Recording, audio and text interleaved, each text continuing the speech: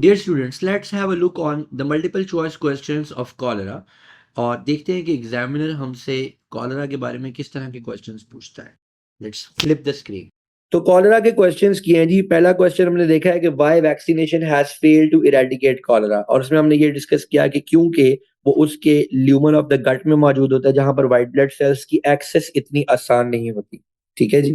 फिर हमने next question discuss किया जिसके अंदर हमने डिस्कस किया कि विच फैक्टर्स में increase the risk in refugee camps. तो लैक ऑफ हैंड वॉशिंग और लोगों का बहुत ज्यादा नंबर में होना, ज्यादा नंबर में होंगे तो इसका मतलब वहां पर ज्यादा सूवेज क्रिएट होगी, और ज्यादा सूवेज क्रिएट होगी तो इसका मतलब है कि सैनिटेशन भी खराब होगी, इसलिए इसका आंसर ये था। फिर 41 क्वेश्चन डिस्कस किया। इसके अंदर जो ऑप्शन नंबर 2 थी, अभी तो फटाफट करेंगे ताकि फिर हम अगले क्वेश्चन पे फोकस करें। ऑप्शन नंबर 2 के अंदर हमारे पास डायरेक्ट कॉन्सेप्ट आ रहा था, eating shellfish which have fed on raw sewage, और सूवेज से कॉलरा फैलता है। फिर हमने नेक्स्ट क्वेश्चन डिस्कस किया कि what are the causative agent and method of transmission. तो पॉजिटिव एजेंट जो है बेटे वो इसका विब्रियो कॉलरी है जो कि एक बैक्टीरिया है। तो बैक्टीरिया में से ऑप्शन आनी थी, और मोड ऑफ ट्रांसमिशन इसका water borne, mode of transmission is water borne. फिर नेक्स्ट क्वेश्चन डिस्कस किया कि which structures are present in a Vibrio cholerae cell. तो उसमें बेटे हमने ये बात की कि एटीएस राइबोसोम्स और माइटोकॉन्ड्रिया ये यूकैरियोट्स में होते हैं, और हमारा ये जो विब्रियो कॉलरी है ये एक बैक्टीरिया है, और बैक्टीरिया प्रोकैरियोट होता है। लिहाजा डी आंसर होगा कि इसके पास सिर्फ और सिर्फ सर्कुलर डीएनए ही होगा। नेक्स्ट क्वेश्चन पे चलते हैं। कहते हैं which row is correct for cholera.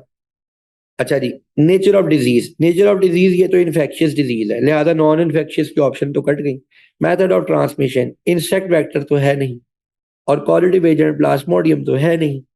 So species of vibrio है, और विब्रियो क्या है आपको पता है कि ये बैक्टीरिया है, लिहाजा बी हमारे पास ऑप्शन बनेगी।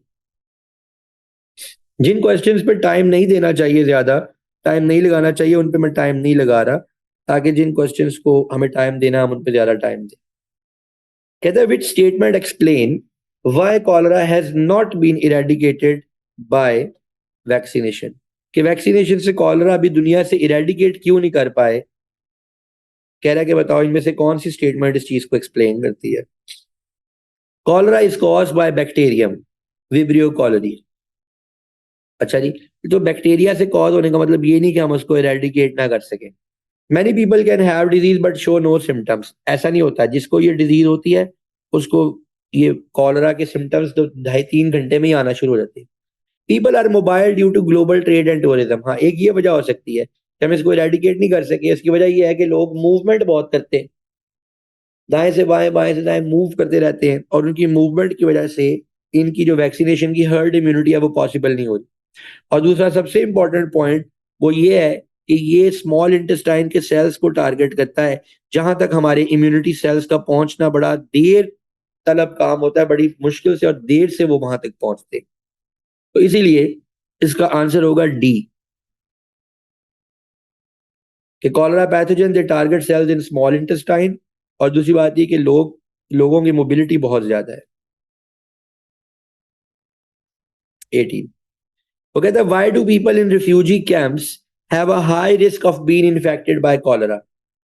जी, जो लोग रिफ्यूजी कैंप्स में रहते हैं उनको कॉलरा होने का चांस ज्यादा क्यों है।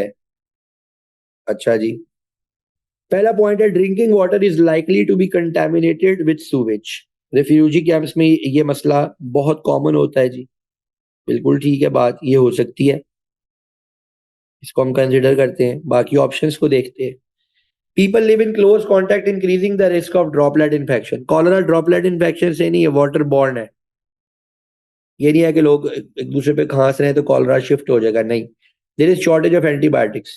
शॉर्टेज ऑफ एंटीबायोटिक्स ये नहीं होता कि शहर में एंटीबायोटिक मिल रही है तो किसी को कॉलरा नहीं होगा। Shortage of food and water में से मैल न्यूट्रिशन होगी। सो हमारे पास यहाँ पर ऑप्शन ए ही बन रही है, drinking water is likely to be contaminated with sewage.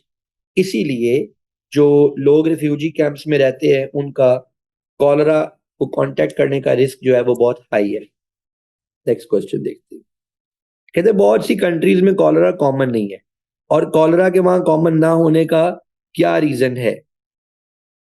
Education, route vaccination, treatment of water supplies and sewage treatment and treatment of water control mosquitoes. Spread of disease के बारे में ज्यादातर तो एसटीडीज वगैरह का मामला होता है। Routine vaccination by local health authorities, ये भी नहीं है। Treatment of water supplies and separate sewage treatment, क्योंकि कॉलरा का नाम आए तो हमारे देन में सूवेज का नाम आता ही आता है, तो उनकी वाटर सप्लाईज की ट्रीटमेंट होनी शुरू हो गई है और वो अपनी सीवेज की ट्रीटमेंट करते हैं इसीलिए। देन ये मॉस्किटोज वाला तो मलेरिया का पॉइंट है, इसीलिए सी इसका करेक्ट आंसर होगा। तो वह कहते हैं जी, what is the causative agent and method of infection of cholera? Causative agent इसका, कॉजेटिव एजेंट आपको पता है कि इसका क्या है, वो वायरस नहीं है, वो बैक्टीरिया है। और जो इसका मेथड ऑफ इन्फेक्शन है वो क्या है? सो ये वाली दोनों ऑप्शंस तो कट गई वायरस वाली, ठीक है जी।